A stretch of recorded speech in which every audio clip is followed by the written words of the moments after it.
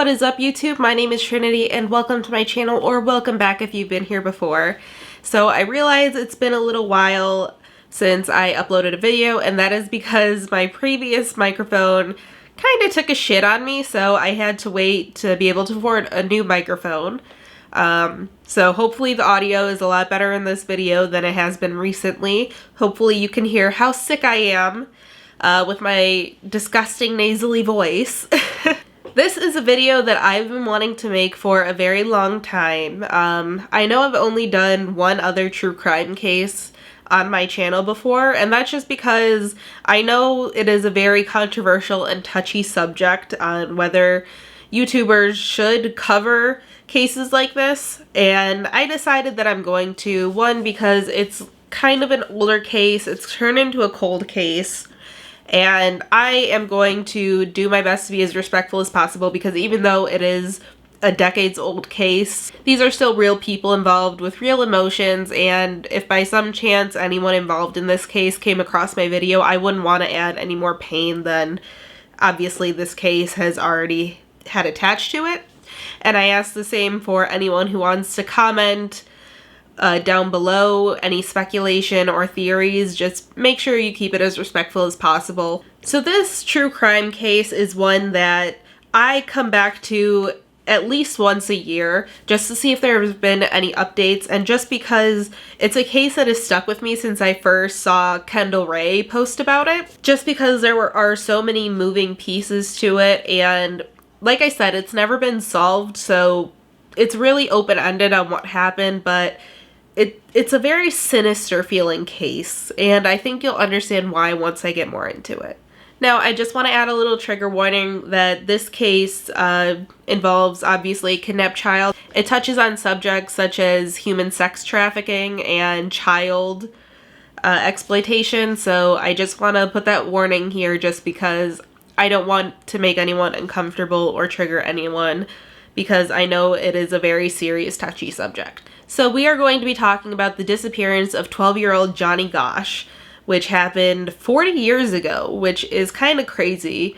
And I say it's crazy just because this long after a case happens, usually there would be at least some sort of mainly agreed upon theory of what happened. But this case is still very open-ended just because it was handled poorly when it first happened, so there is really no solid concrete clues or leads or suspects. Nobody really knows what happened. So like I said, John D. Gosch, or better known as Johnny Gosch, was 12 years old when he was abducted on his morning paper route in his hometown of Des Moines, Iowa. Now, Des Moines, Iowa is a very weird place because in the few years surrounding Johnny's disappearance, there were actually a string of other disappearances of other paper boys. So I may get into their cases, or at least make a video on all of the cases and how they could be related and theories around that. But for right now, I'm going to focus strictly on Johnny's case because, again, this is a case that stuck with me just because of how many moving parts there are, and I think I'll explain a little more of that later. So Johnny went missing on the morning of Sunday, September 5th, 1982. However, I want to go over an event that happened 2 days earlier on September 3rd, which is a Friday night, that isn't definitively connected to his disappearance, but was weird nonetheless and could be connected, and it always, again, kind of stuck with me. This is one of these moving parts that could be connected, but not necessarily is confirmed to be. So on the night of Friday, September 3rd, Johnny, with his parents, Noreen and John Gosch, went to Valley Stadium in Des Moines, Iowa, to watch a high school football game. Johnny asked to go to the concession stand and get some popcorn, and he was gone for a while, so after a while of waiting for him to come back, John, his father, decided to get up and go look for him, and he found Johnny near the concession stand talking with a police officer that was there to do security. So John said to Johnny, "Hey, just make sure you're in an area where me and your mother can see you from where we're sitting, just so we know where you are." And Johnny said okay, and presumably the officer was probably within earshot. And Johnny listened for a while. He remained in an area where his parents could see him until John looked down again and Johnny was gone. And he went to find Johnny again and found him under the bleachers with this police officer This police officer took a weird interest in Johnny, and obviously, after probably hearing his dad say, like, stay in an area we can see you, willingly went with him under the bleachers, which is a very weird place to take anyone, but especially a child that you don't know. Even if you are a police officer, that's fucking weird. So John took Johnny back up to where they were sitting, and on the way home from the stadium, Johnny mentioned potentially wanting to become a police officer one day, so at the time it may have been a little weird, but probably didn't stick out too much in his parents' minds until what happened later. The next day, on September 4th, after dinner, Johnny asked his parents if he could do his paper out the next day alone. His father said yes, he was totally okay with it, but Noreen, his mother, said absolutely not. Your father's going with you, like he always did.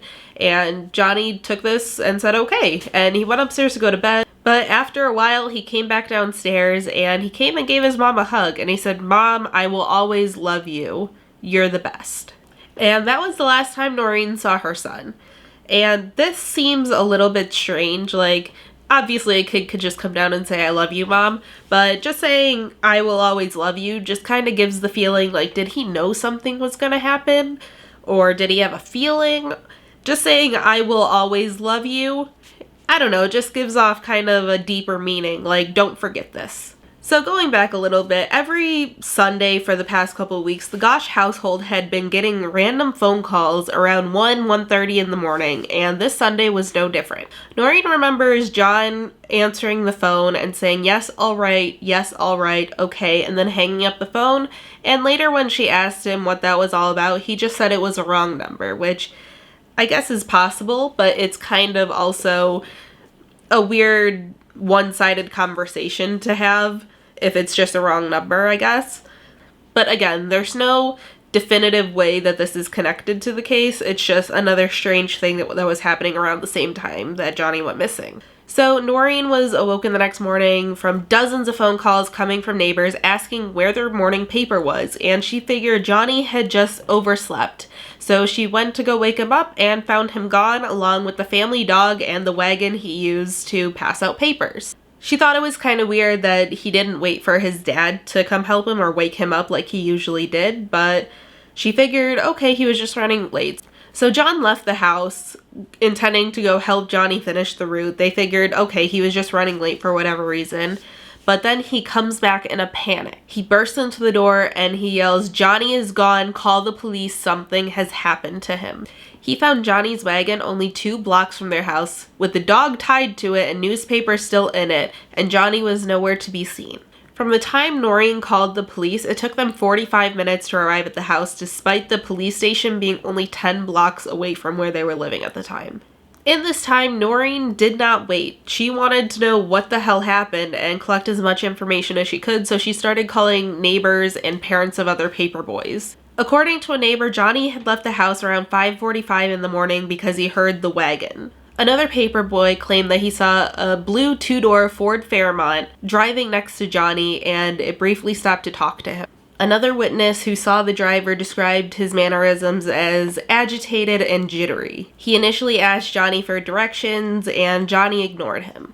John Rossi, the father of another paperboy, said that Johnny approached him asking him to give the driver directions, but the driver immediately pulled off when John went to go talk to him. Other paperboys said that Johnny started to feel like something wasn't right. He said, "This is weird, I'm scared, I'm going home," and started back towards his house. Witnesses then said that they saw the blue Ford Fairmont flash its lights 3 times, and a man came out from between 2 houses and began following Johnny. Once they were all out of sight, they said that they could hear Johnny's dog begin growling. Another pair of paperboys walking down the street opposite of Johnny said that they saw him slumped over his wagon like he was hurt or tired. And then finally, another neighbor at around the same time said they heard the slam of a car door and a black Ford Fairmont speeding off from the exact area Johnny was last seen, blowing through a stop sign. This obviously wasn't known until later on, but apparently the driver of the blue Ford Fairmont looked a lot like the police officer that Johnny kept disappearing with 2 days before. Later on, John and Noreen would try to get the identities of the police officers working that night released to them so they could either determine which of the officers it was or if this was even really an officer at all. But the police station refused to release this information to them, saying that it was irrelevant. So going back to the morning this all happened, Noreen collected all of these statements on her own before the police had even arrived. And when the police did arrive, they weren't really interested in viewing this as a kidnapping. They immediately jumped to Johnny being a runaway, despite his parents saying, no, that does not make sense. Johnny had never run away before, and there's no evidence to point to him wanting to run away. Like, he had a happy home life. His parents loved him. After speaking to them, they went to collect their own statements from witnesses that morning, and they didn't return until 8 hours later. And when they did, they asked for a picture of Johnny just to put on posters and stuff, and left again. Noreen decided to call the people that they had interviewed, and apparently they didn't take it very seriously. They weren't even taking notes or writing down these statements. They just asked what happened, okay, and left. Obviously, I would be furious. I would be on their ass constantly until they decided to do their jobs, because this person's life is on the line. I know back then they didn't take it as seriously, and there were some bullshit rules like you had to wait 24 to 48 hours or even 72 hours to report someone as missing, which, by the way, is not a rule anymore. Don't ever let anyone convince you of that if you need to report someone missing. But I can't imagine being Noreen or anybody in that situation where your child is just gone. There's a lot of evidence that somebody took them, and the police aren't, like, from the start, aren't taking it seriously. Now, I didn't say this earlier. This is going to be a two-part video just because I wanted this to focus on the actual abduction of Johnny Gosch.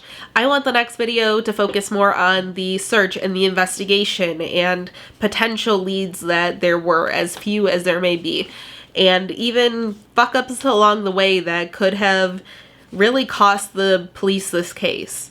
I want to thank you guys so much for clicking on this video and being patient with me as I tried to get new equipment so the quality of my videos could be better. I really appreciate it, and I appreciate all of the new subscribers coming in. I know I've been saying it in the last couple videos, but really, you guys have been pouring in, especially since we hit 100, and I'm just so thankful for all of you. You guys are like making a dream come true for me. Like, when I started this 2 years ago, I didn't think I would get to 50 subscribers, let alone 100, and I think 33 now. So I am so thankful for you guys. Thank you so much for clicking on this video and deciding to give me your time. And I appreciate it so much, and I will see you guys in the next video. Bye.